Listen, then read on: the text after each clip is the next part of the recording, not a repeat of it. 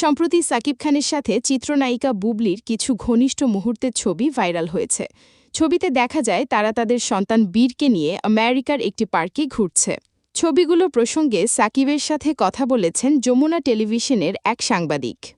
সেই সাংবাদিক জানান, সাকিব বলেছেন, গত বছর আমি অপু এবং জয়কে একটি সুখকর স্মৃতি উপহার দিয়েছিলাম এবং তখনই সোশ্যাল মিডিয়ায় বলেছিলাম বীরকেও এমন একটি স্মৃতি উপহার দেব। সেই সূত্রেই এই ট্যুর। তবে ভিন্ন কথা বলছে বুবলি। তিনি জানিয়েছেন, আমি আগে থেকে আমেরিকায় ছিলাম। সাকিব কবে এসেছে আমি তাও জানি না। সে হঠাৎ আমাকে ফোন করে তার সাথে দেখা করতে বলে।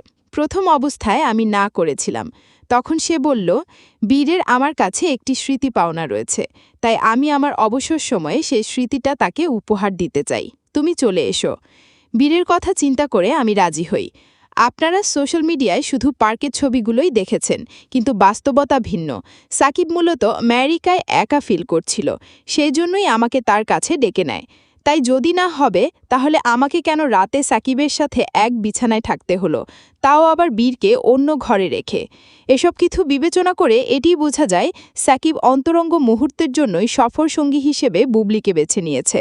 আর বুবলি কেন কতটা নির্লজ্জ যে এত কিছুর পরও সাকিবের সাথে রুম শেয়ার করে। বন্ধুরা, সাকিব বুবলির এই বিষয়টিকে আপনারা কিভাবে দেখছেন অবশ্যই কমেন্ট করে জানাতে ভুলবেন না।